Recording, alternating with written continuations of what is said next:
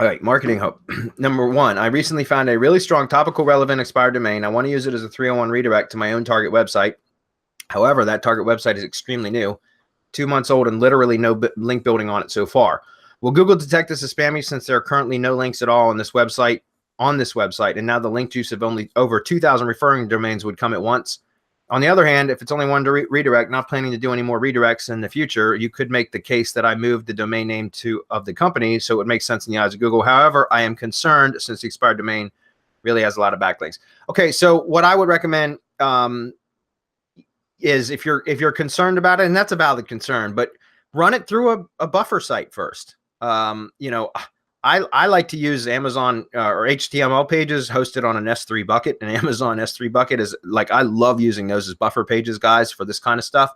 I don't do a lot of real spammy stuff like this. I'm not saying this is real spammy, but it's a redirect, right? So we used to just go out and find domains with a ton of metrics, like a whole bunch of inbound links, a bunch of domain authority, and that kind of stuff. And we would redirect.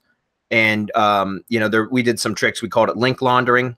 And that was one way of doing it, was doing like double 301 redirects. All this kind of stuff that we used to do was because it was all about manipulating metrics. And, several years ago, that's how you used to be able to rank, was just manipulate metrics.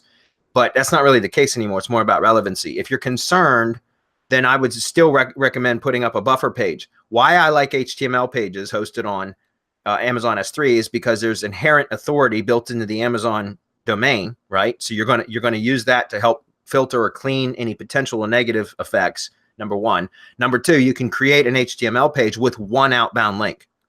That's it. And you can also add a bunch of content to that page to inject relevancy.